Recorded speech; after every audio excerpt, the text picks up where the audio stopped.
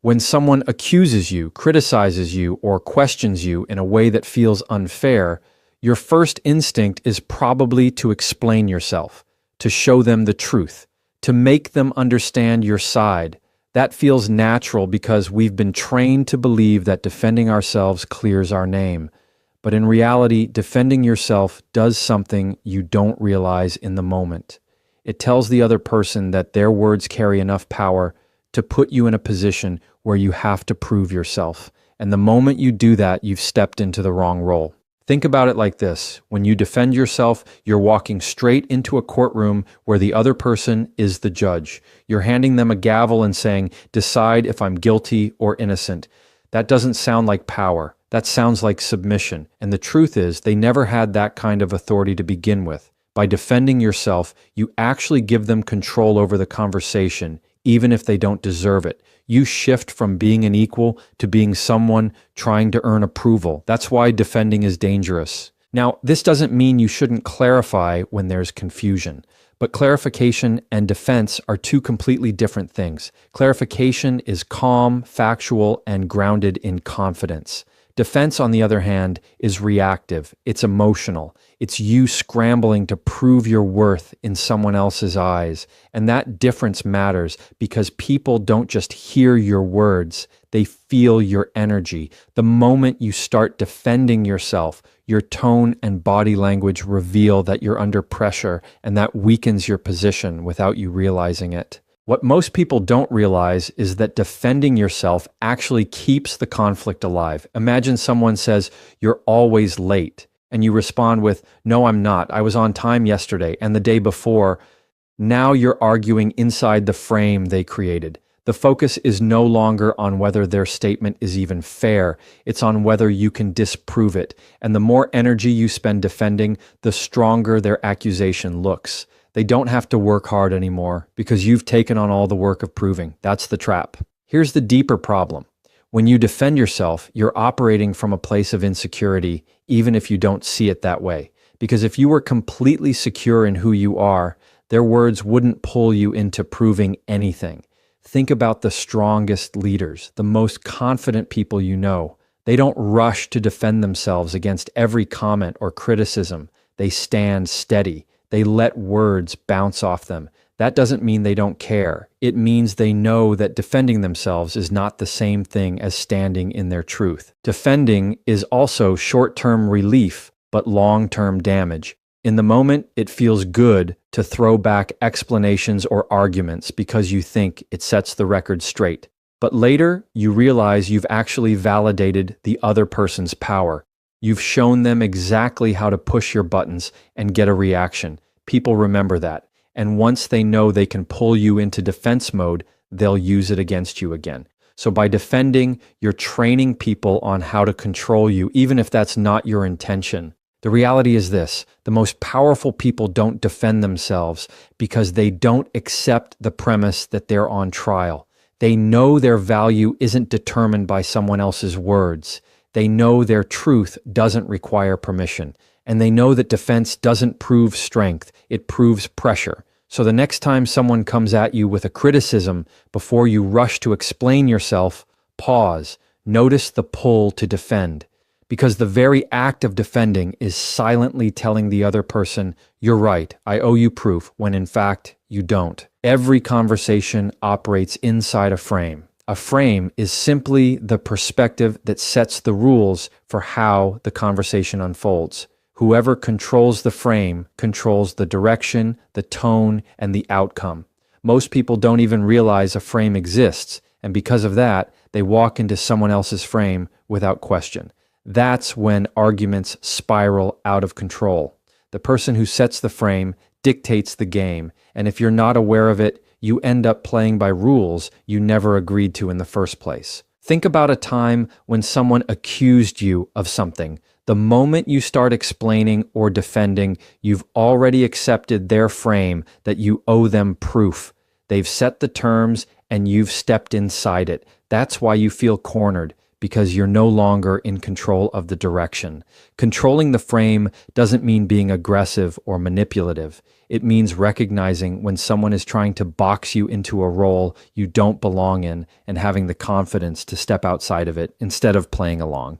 The power of controlling the frame lies in understanding that conversations aren't just about words, they're about positioning. If someone says you're selfish, the frame is that their opinion defines your character. If you immediately say, "No, I'm not, here's why," you've accepted that their judgment matters more than your reality. But if you respond with calm presence, something as simple as, "That's an interesting way to see it," you shift the frame.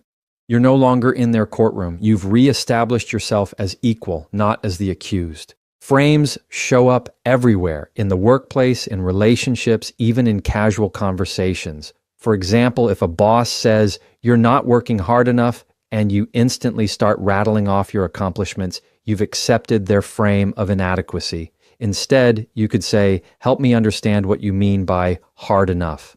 That question shifts the frame from accusation to clarification. You've moved from proving yourself to making them define their terms. That's control, and it shows you won't just absorb someone else's perspective without challenge. Controlling the frame also prevents escalation. When people throw accusations or sharp words, they want you to react.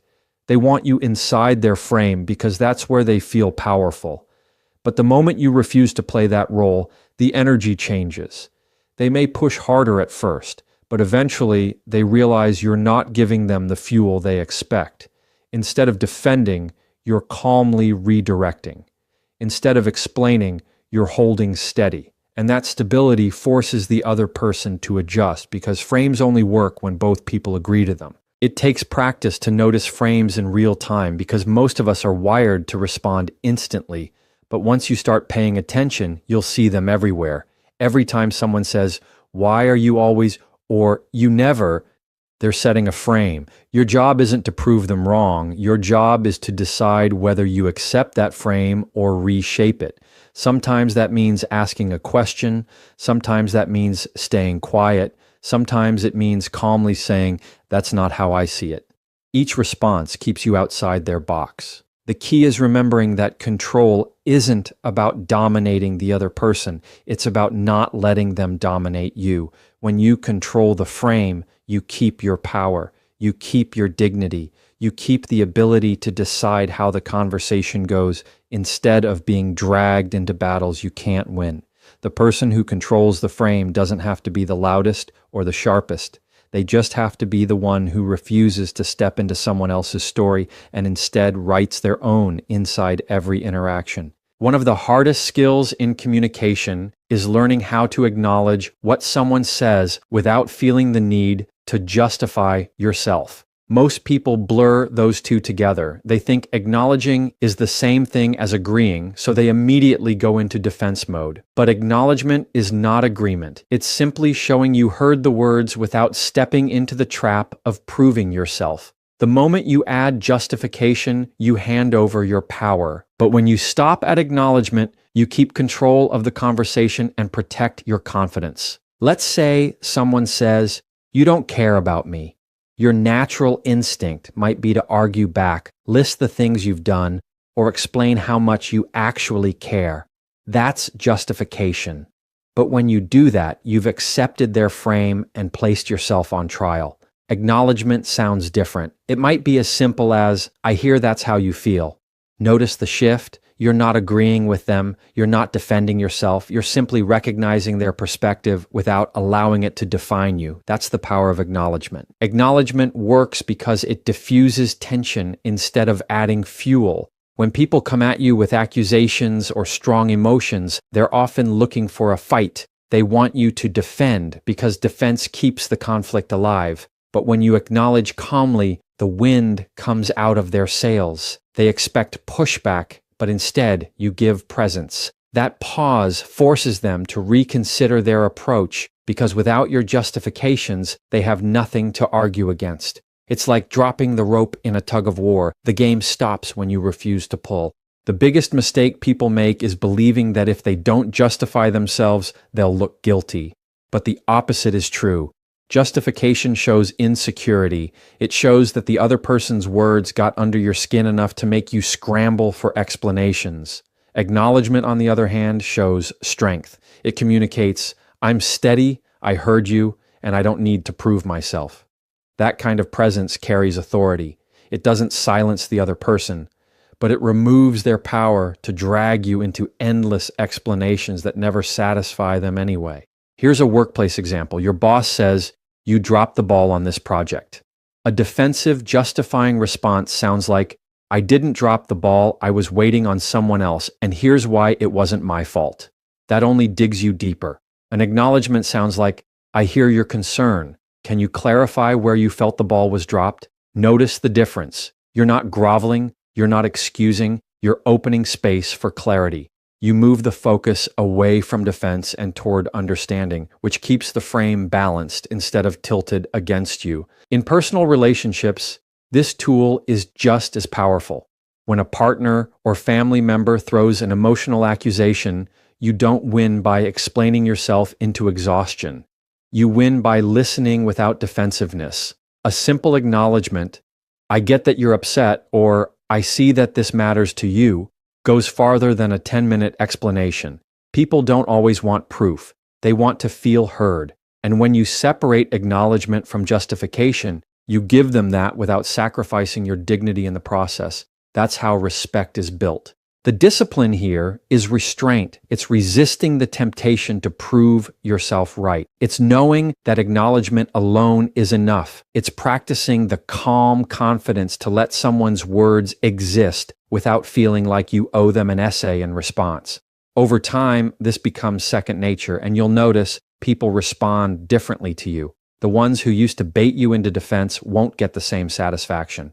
The ones who actually value communication will lean in, because acknowledgement without justification creates space for real conversation instead of endless battles. When someone challenges you, the default reaction is to answer. They make an accusation, you respond. They throw a question with a sharp edge, you explain. But here's the problem. Every time you answer, you step into their frame. You're now playing defense instead of holding steady.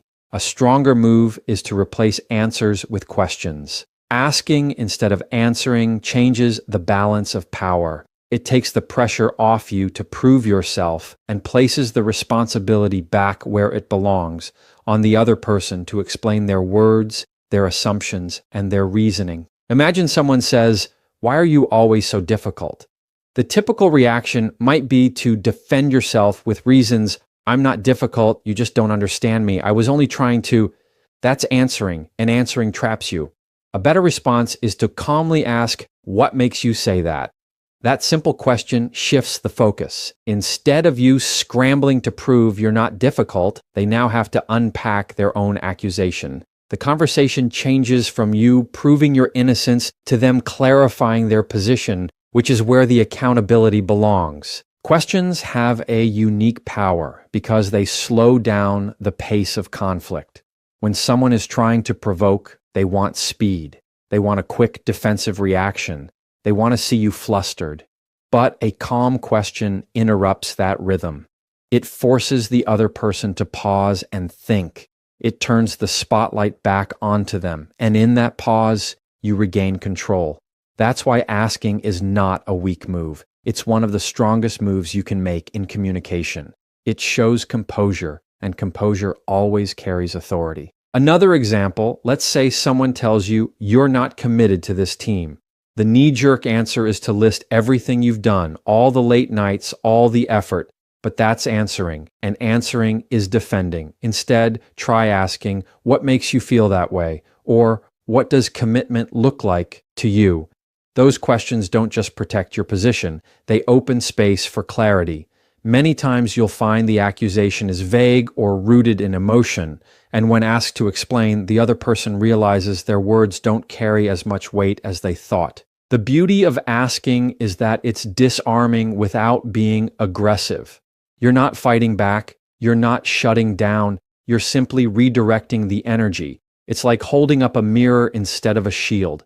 And people can't argue with a mirror, they have to face themselves. The more you practice this, the more natural it becomes. It's not about dodging responsibility. It's about refusing to carry a burden that doesn't belong to you. By asking instead of answering, you make the conversation about understanding instead of about proving. In personal situations, this approach also creates space for empathy. For example, if a partner says, "You never listen to me," instead of answering with, "That's not true, I always listen," ask, "Can you tell me a time you felt unheard?"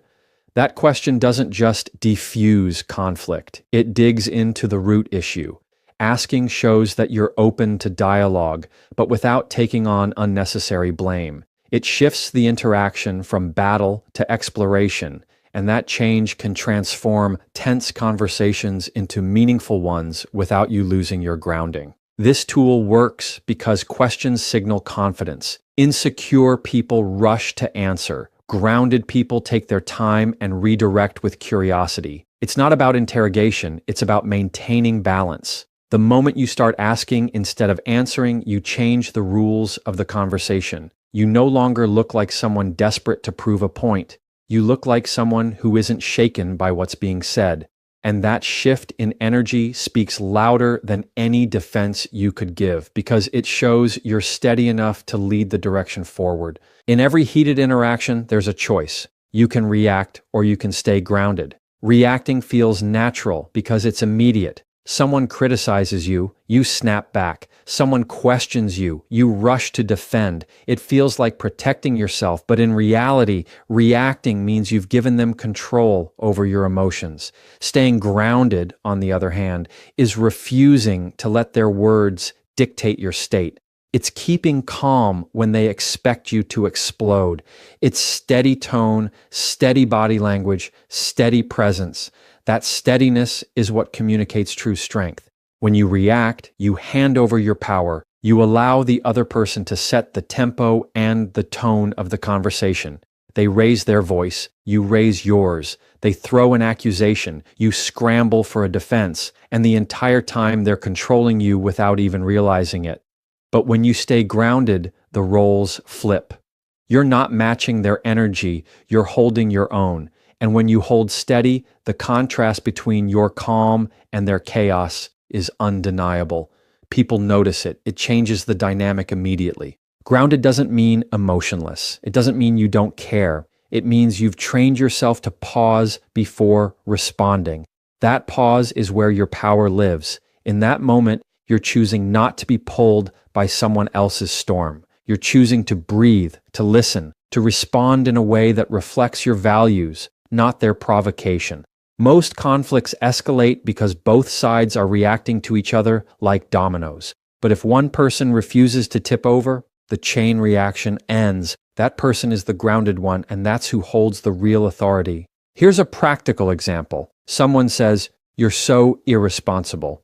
A reactive response would be, "No, I'm not. You're the irresponsible one."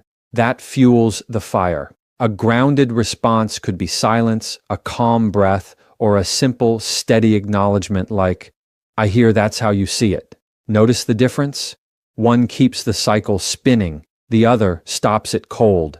Staying grounded doesn't just protect your peace, it sets the tone for the entire interaction.